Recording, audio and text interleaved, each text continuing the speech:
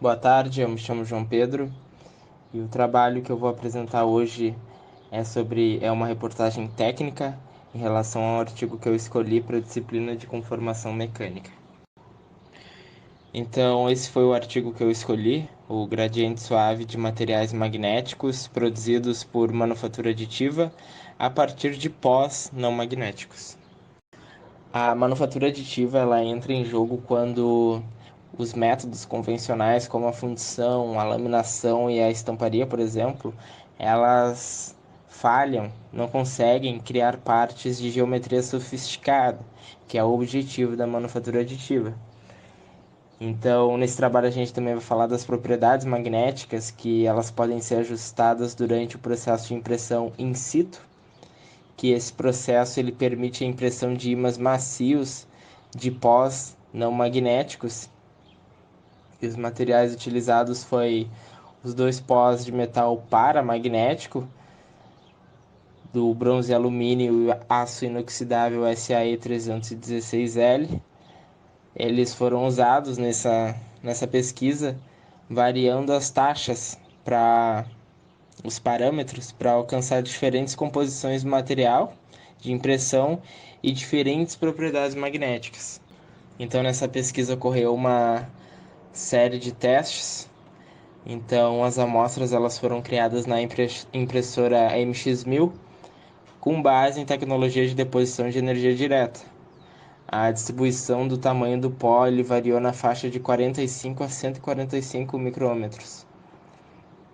Então, a estrutura das amostras obtidas ela foi caracterizada pelo meio de alguns ensaios, sendo eles a microscopia eletrônica de varredura, a difração de elétron retroespalhado e a difração raio-x. Já as medições de magnetização das amostras elas foram realizadas com um magnetrômetro de amostra vibratória. Isso tudo em temperatura ambiente, que o nome do equipamento seria o Lakeshore 7410. Então, nessa imagem, a gente vê o resultado da microscopia eletrônica de varredura do pó. Então, a gente pode ver o tamanho e a distribuição das partículas de cada uma das amostras. O tamanho médio do aço inoxidável é de mais ou menos 83 micrômetros e o tamanho médio do pó da liga de bronze é de mais ou menos 95 micrômetros. A análise de raio-x foi realizada então para identificar as fases, as redes cristalinas de cada uma das amostras. Começando pela amostra de aço inoxidável 316L, ela mostra apenas picos de rede cristalina de CFC. Já a da liga de bronze apresenta duas redes diferentes, sendo uma CFC e a outra uma rede ortorrômbica, porém a de CFC tem a maior intensidade, os maiores picos. E por fim, tudo isso a gente vê na figura na parte a mistura, né, dessas duas amostras, ela produz uma estrutura com fase dupla, CFC e CCC, e as intensidades dos picos são bem próximos, então estão tudo meio que na mesma altura, por assim dizer. E para obter mais informações adicionais, eles fizeram os diagramas de fase, os diagramas de equilíbrio.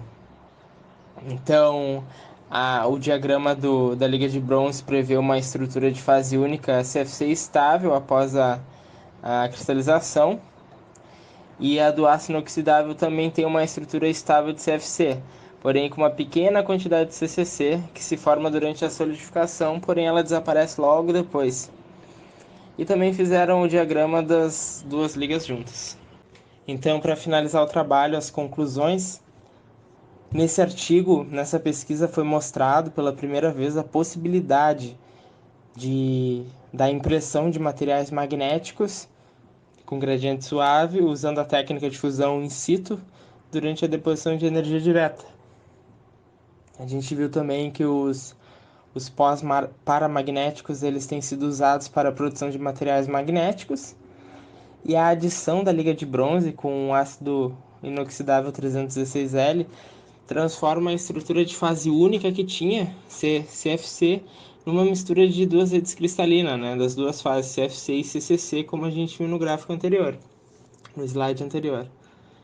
As transformações de fases que foram observadas, elas estão em concordância razoável, elas batem com as previsões do software CalFAD. Esse é um programa que mostra o modelamento matemático de diferentes processamentos térmicos e termoquímicos dos aços, e isso envolvendo o diagrama de fases. E esses dados que foram obtidos nessa pesquisa, eu mostrei algum deles nos slides anteriores, porém tinha mais alguns outros, mas devido ao tempo não pude mostrar todos. Os dados obtidos eles fornecem novas possibilidades para o desenvolvimento de materiais com propriedades magnéticas. Isso tudo por meio da manufatura aditiva.